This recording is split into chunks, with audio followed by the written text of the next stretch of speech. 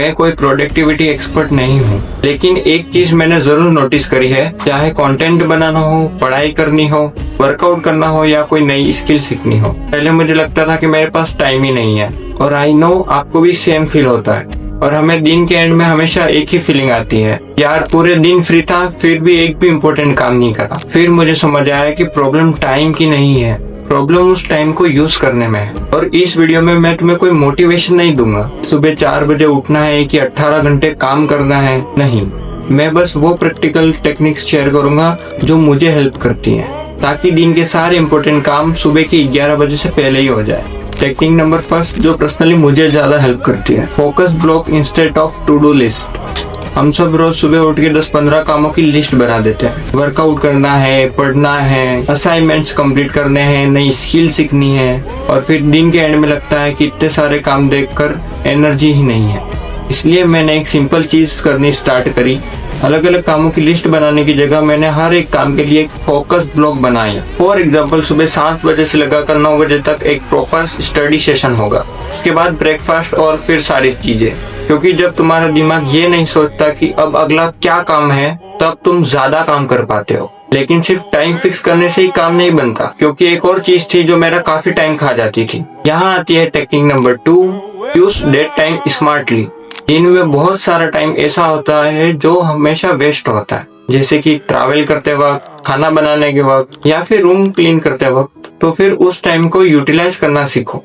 जैसे अगर मुझे कोई पर्टिकुलर टॉपिक के बारे में सीखना है तो मैं उसको पॉडकास्ट या ऑडियो के रूप में सीख लेता हूँ, या फिर वॉक करते टाइम अगले दिन की प्लानिंग कर लेता हूँ। इससे एक्स्ट्रा टाइम क्रिएट नहीं होता, पर जो टाइम तुम वेस्ट कर रहे थे वो यूटिलाइज होके यूजफुल बन जाता है। लेकिन कभी कभी प्रॉब्लम टाइम की नहीं होती, प्रॉब्लम कभी जगह की भी हो सकती है। यहाँ पे आती है हमारी technique number 3, make direction difficult. अगर तुम पढ़ने बैठे हो और फोन तुम्हारे सामने है तो फोकस टूटेगा ही। और इसका मतलब ये नहीं कि तुम अनडिसिप्लिन हो, बस तुम्हारा एनवायरनमेंट डिस्ट्रैक्शन के लिए बहुत इजी बना हुआ है। पहले मैं भी ऐसे करता था, इसलिए मैंने एक सिंपल चीज करनी स्टार्ट करी। जो चीज डिस्ट्रैक्ट करती है उसे डिफिकल्ट बना दो। लाइक फोन को दूसरे रूम में रख दो, स्टडी करते वक्त फोन को स्विच ऑफ कर दो। अगर लाइव लेक्चर ले रहे हो तो डू नॉट डिस्टर्ब लगा दो। और अगर वर्कआउट करना है, शूज और कपड़े सामने रख दो, क्योंकि जब सही काम इजी और गलत काम डिफिकल्ट हो जाता है तब कंसिस्टेंसी अपने आप इम्प्रूव होने लग जाती है। अब लास्ट बोनस टिप और सबसे इम्पोर्टेंट टिप, मैं पहले सोचता था कि जब सही मूड होगा, सही टाइम आएगा, तब कोई भी चीज शुरू करूंगा या फिर स्टार्ट करूंगा, जैसे कि ये यूट्यूब पे वीडियोस बनाना।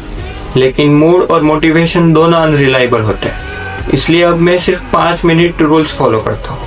कोई भी काम या फिर कोई भी चीज सिर्फ 5 मिनट के लिए करना शुरू करो। अगर पढ़ना है तो सिर्फ 5 मिनट, वर्कआउट करना है तो सिर्फ 5 minute.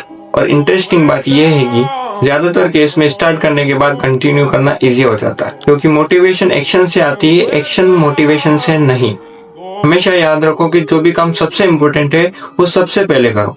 Everything done by 11 AM का मतलब पूरे दिन के काम खत्म करना नहीं है। मतलब बस यही है कि 11 बजे से पहले इम्पोर्टेंट काम सारे फिनिश करने की कोशिश करो, क्योंकि साइंस के हिसाब से जो भी काम तुम फर्स्ट में करते हो और वो तुम्हारे लिए हेल्पफुल है तो पूरा दिन प्रोडक्टिव ही जाएगा। तो कमेंट में बताओ कि काम करते वक्त तुम्हें किस किस चीजों की प्रॉब्लम होती है, और इन तीनों रूल्स में तुम्हें को सबसे कौन सा पसंद आया और सबसे पहला रूल्स कौन सा तुम फॉलो करोगे। अगर चैनल पे नहीं हो तो लाइक करो, शेयर करो, सब्सक्राइब करो, मुझे और टॉपिक्स पे वीडियो बनाने में हेल्प मिले।